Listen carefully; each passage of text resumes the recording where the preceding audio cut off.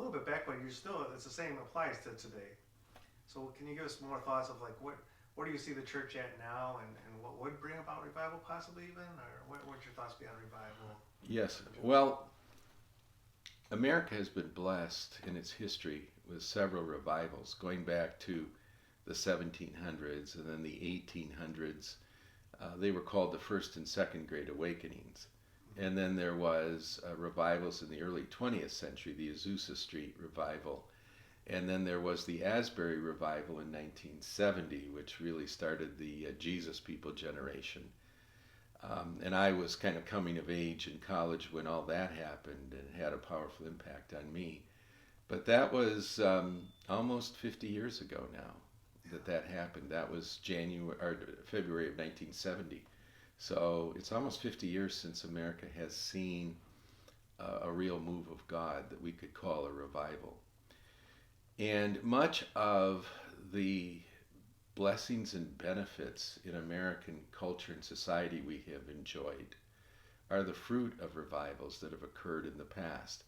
Many compassion ministries, hospitals, orphanages, universities, colleges, um, ministry to the poor in so many different ways grew out of revival, as well as the fact that the level of public morality, people's private lives, the decency of the culture, was impacted very greatly by these revivals. It tended to lift America to a place where even if someone wasn't a Christian, the prevailing culture respected the Judeo-Christian ethics and the scriptures, and people had a fear of God even if they didn't know Him personally.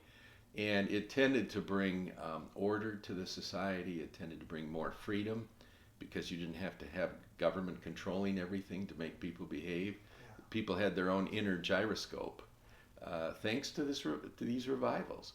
If you could think of it this way, it's like our generation has inherited um, capital or money from it's old money. It goes back hundreds of years or at least decades, but of moral capital, what I would call moral wealth as opposed to financial. But we've been spending through it at an alarming rate, and it's just about gone.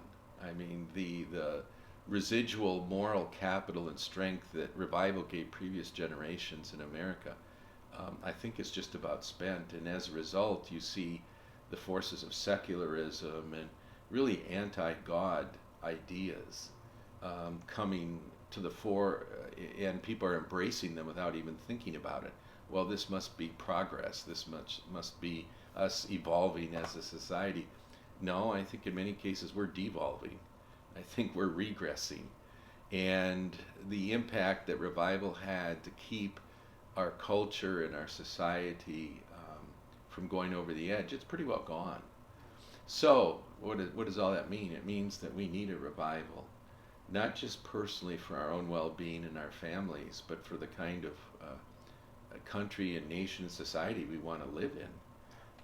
We need a new spiritual awakening where people realize God is real, that God loves them, but that God hates sin, and that sin is destructive. The only reason He hates sin is what it does to us, the ruin it brings to our lives and relationships.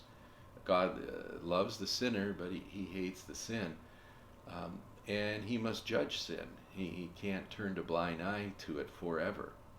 And so I believe we're at a crossroads in our history where either we will have revival again, and the churches will once again be strengthened in their mission, in their worship, in their desire to care about other people and to spread the gospel and to be more persuasive and powerful than even the media or other things. Either we're going to go that direction, or we're going to enter into what I think Dr. Erwin Lutzer calls, just a time of darkness, or living in Babylon, as he calls it, where our values will be, Christian values, will just be overwhelmed and suppressed and persecuted and ignored.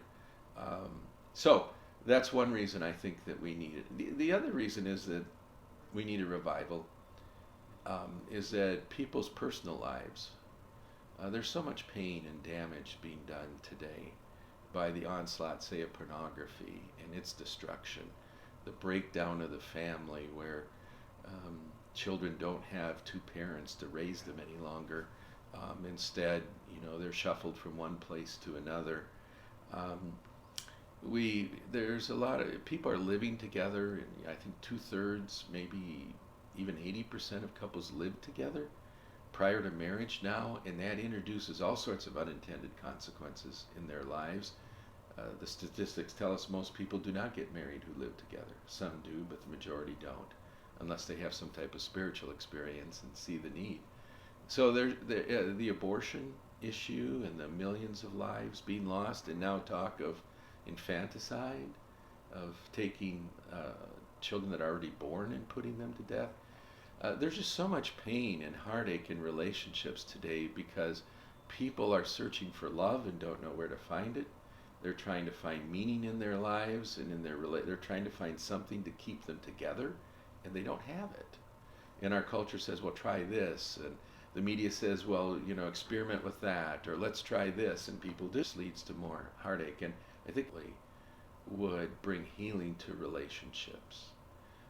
We have such divisions in our country today along so many lines, politically and ethnically and whatever.